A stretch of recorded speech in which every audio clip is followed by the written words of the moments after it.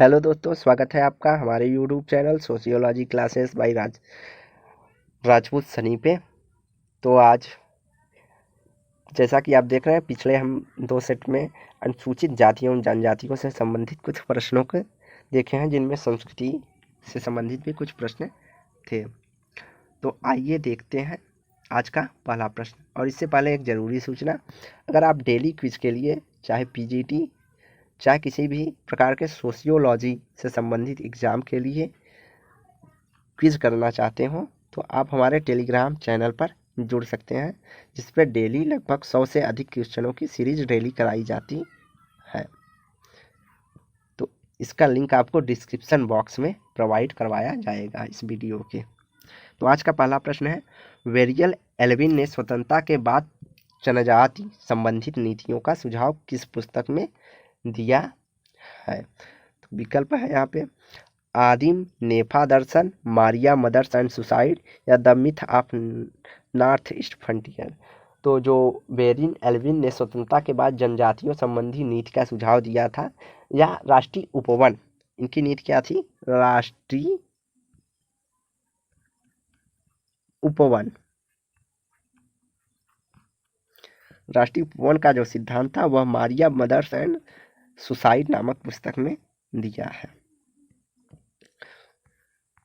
सूची 1 को सूची 2 से सुमेलित कीजिए। सूची 1 में जनजाति नीति है, और सूची 2 में जो उनके प्रणेता हैं उनसे वो दिया है। तो आइए देखते हैं कौन किससे संबंधित है। तो यथा स्थितिवादी, तो यथा स्थितिवादी जो थे वह ब्रिटिश थे। पूर्व आत्मसात्मीकरण, जो पूर्व आत्मसात्मीकरण की अवधारणा है यह जीएस घुरिये का है। तो जीएस घुरिये कहते हैं कि पूर्व आत्मसात्मीकरण अर्थात जो जनजातियां हैं वह हिंदू संस्कृति को अपनाकर या आत्मसात कर करके हिंदू संस्कृति में पूर्णतः विलीन हो जाते हैं। इसे उन्होंने पूर्व आत्मसात्मीकरण कहा है। अगला है पूर्णतः हस्तक्षेप नीति।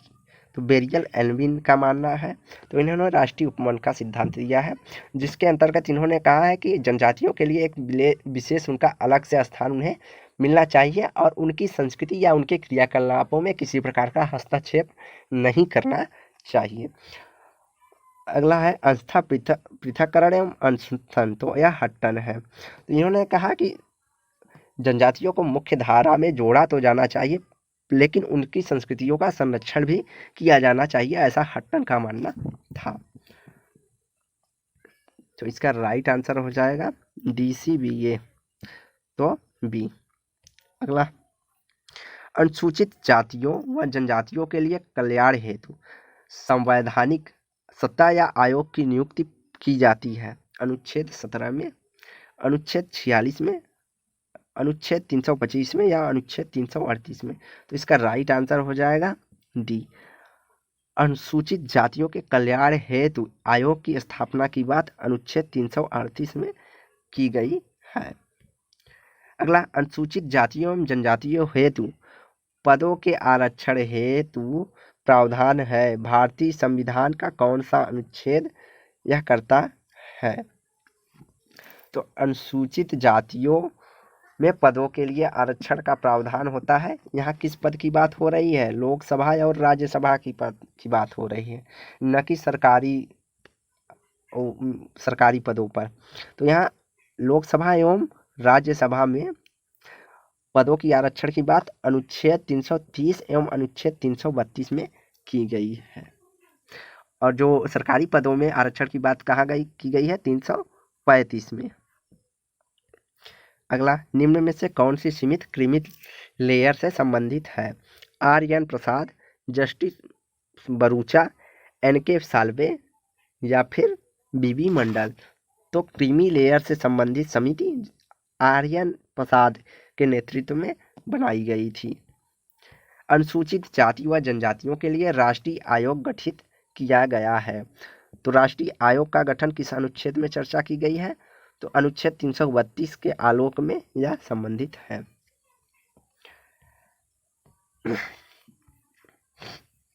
अगला है मंडल आयोग गठित किया गया है। तो मंडल आयोग का गठन कब किया गया? 1976, 1977 या 1988 या 1990? तो 1977 में मंडल आयोग का गठन किया गया था। तो मंडल आयोग किसके अध्यक्षता में थी? तो यह बीपी मंडल के अध्यक्षता में गठित की गई थी। अगला है, निम्नलिखित में से किस राज्य संघ शासित प्रदेश को अनुसूचित जनजाति नहीं रहती है? अर्थात किस राज्य या शासित प्रदेशों में अनुसूचित जनजातियों की संख्या नहीं पाई जाती है या बहुत ही कम पाई जाती है? तो इसमें हरियाणा हमारा हो जाएगा, पंजाब हो जाएगा और पांडिचेरी। तो राइट आंसर हमारा डी हो जाएगा, जबकि उत्तर प्रदेश में कई जनजातियां पाई जाती हैं। इसके अलावा अगर पूछ लेता है, कभी कभी प्रश्न पूछ लेता है, किस राज्य में प्रतिशतता के आधार पर सर्वाधिक अनुसूचित जाति पाई जाती है? तो उसका राइट आंसर पंजाब होगा। तो सर्वाधिक प्रतिशतता अनुसूचित जाति पाई जाती है पंजाब में। पंजाब हरियाणा में क्षेत्रों में सर्वाधिक अनुसूचित जातियां पाई जाती हैं। अगला प्रश्न है, एक सामाजिक आंदोलन संबंधित है लक्ष्य पर, संगठन के आधार पर, कार्यक्रम के आधार पर या विचारधारा के आधार पर? तो एक सामाजिक आंदोलन के अंतर्गत सभी शामिल होंगे, लक्ष्य भी होगा, संगठन भी होगा, कोई कार्यक्रम भी होता है और विचारधारा भी होगी। अगला प्रश्न है, निम्न में से कौन सा युग्म गलत है?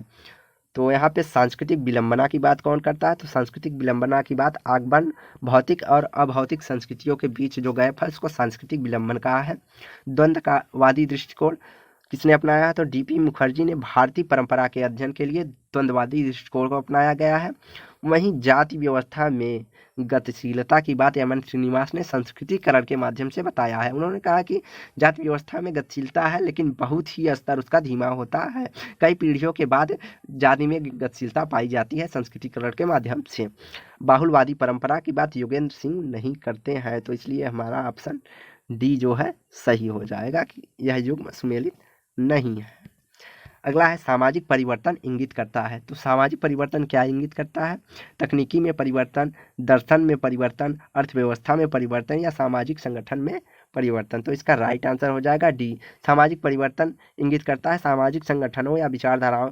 सामाजिक संगठन के अंतर्गत आपका तकनीकी दर्शन और तकनीकी दोनों सम्मिलित हो जाएंगे और यहाँ तक कि अर्थव्यवस्था भी सम्मिलित हो जाएगी। तो यहाँ ब्लड प्रेशर सामाजिक संगठन में परिवर्तन होगा, तो इन तीनों में भी परिवर्तन होगा, इसलिए सामाजिक परिवर्तन इंगित करता है सामाजिक संगठन में परिवर्तन को। अगला है, सामाजिक परिवर्तन के संज्ञानात्मक ऐतिहासिक दृष्टिकोण से कौन संबंधित है? तो यहाँ पूछा है संज्ञानात्मक ऐतिहासिक दृष्टिकोण से कौन संबंधित है? A R Desai, Louis Dumont, McKim Marriott या एम एन श्रीनिवास? तो इसका राइट आंसर जो हो जाएगा ए आर देसाई ने संज्ञानात्मक ऐतिहासिक दृष्टिकोण का उपागम का प्रयोग करते हुए सामाजिक परिवर्तन की बात कही है। ए आर देसाई और डीपी मुखर्जी यह द्वंद्वात्मक परिप्रेक्ष्य की चर्चा भी करते हैं। अगला है, भारतीय समाज में आधुनिकीकरण से संबंधित है। तो भारतीय समाज में आधुनिकीकरण से क्या संबंधित है? समाज के संज्ञानात्मक संरचनात्मक विशेषताओं में परिवर्तन, पश्चिमी जीवन शैली की स्वीकारता, सांस्कृतिक पुनर्जागरण या वैधानिक विवेकशीलता की स्वीकारता? तो यहाँ पे हो जाएगा डी, यह प्रश्न पीछे हुआ था, यहाँ वैज्ञानिक विवेकशीलता भी कह सकते हैं, तो इसका राइट आंसर डी होगा। जब वैज्ञानिक विवेकशीलता की स्वीकार करेगा तब वह पश्चिमी जीवन शैली को भी अपनाएगा और संज्ञानात्मक संरचना में भी परिवर्तन लाएगा और संस्कृति को भी कुछ ना कुछ परिवर्तित करेगा। तो इसलिए राइट आंसर हमारा डी हो जाएगा, वैधानिक विवेकशीलता। अच्छा, विचारधाराओं में जब वैज्ञानिकता तार्किकता लाएगा तभी इन सबको अपना पाएगा, तो इसलिए डी होगा। अगला, भारतीय संविधान का अनुच्छेद प्रावधान 14 क्या प्रावधान करता है? कानून के समक्ष समानता का, या मंडल आयोग की संवैधानिक मान्यता का, या फिर सभी मामलों में अनुसूचित जाति व जनजाति की महिलाओं को विशेष सुरक्षा देने से संबंधित मामला, या अनुसूचित जाति व जनजातियों के लिए बच्चों के लिए मुफ्त अनिवार्य शिक्षा देना? तो इसका राइट आंसर ये हो जाएगा, जो अनुच्छेद 14 में हमारा कानून के समक्ष समानता की प्रावधान दी गई है, अर्थात सभी गरीब अमीर उच्च निम्न जातियों के लिए सभी के लिए कानून एक समान व्यवहार करेगा।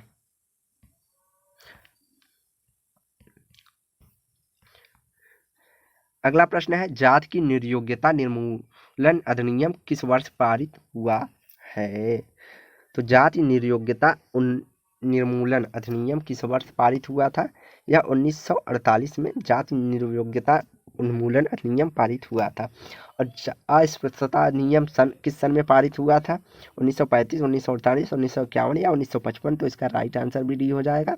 1955 में अस्पृश्यता अधिनियम पारित हुआ था। इससे पहले अस्पृश्यता किस अनुच्छेद में अस्पृश्यता की बात की है? तो अनुच्छेद 17 में अस्पृश्यता की बात कही गई है। अनुसूचित जातियों एवं जनजातियों को लोकसभा तथा राज्यसभा विधानसभाओं में प्रतिनिधित्व मिलता रहेगा, अर्थात कब तक प्रतिनिधित्व में आरक्षण मिलता रहेगा? यहाँ आरक्षण की जब बात कही गई है 2010, 2015, 2025 या 2050?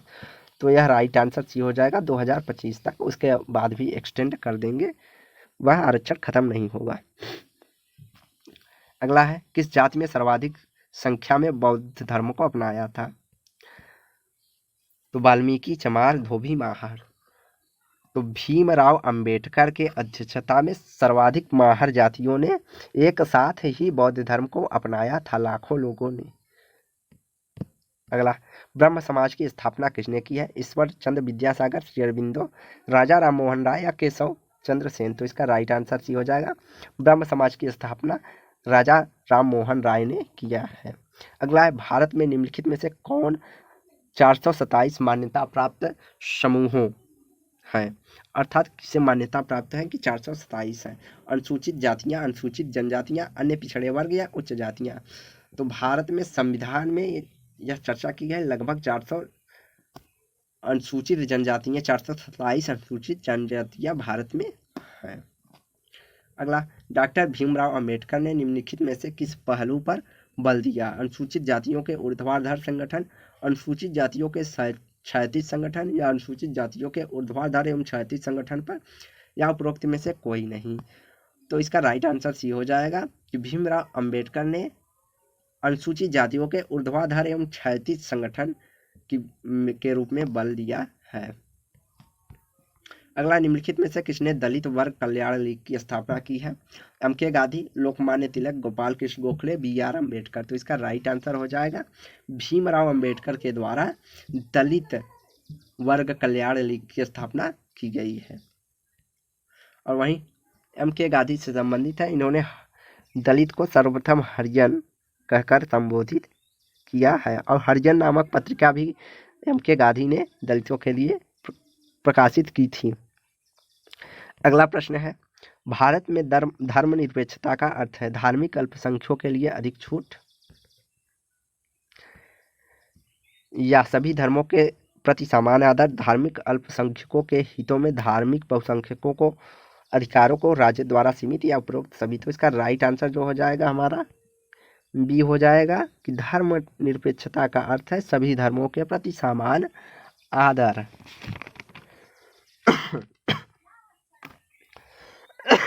सॉरी। तो अगला प्रश्न है, अनुच्छेद 330, 332, 334 में अनुसूचित जातियों एवं जनजातियों को संविधान के आधार पर प्रतिनिधित्व प्रदान करता है? शैक्षिक संस्थाओं में, धार्मिक संस्थाओं में, राजनीतिक संस्था में, या कोई नहीं? तो यहाँ पे राइट आंसर हमारा सी हो जाएगा, राजनीतिक संस्थाओं में 330, 332 और 334 के अंतर्गत संविधान में इनको आरक्षण मिलता है, लोकसभा, राज्यसभा और विधानसभा में। अगला कथन है, किसने जनजातियों को पिछड़े हिंदू कहा है? तो जनजातियों को पिछड़े हिंदू किसने कहा है? तो पीछे जो जी.एस. घुरिये हैं, इन्होंने जनजातियों को पिछड़े हिंदू कहा है। तो आज की वीडियो यहीं समाप्त करते हैं। वीडियो को लाइक एंड शेयर करें, चैनल को सब्सक्राइब करें। धन्यवाद।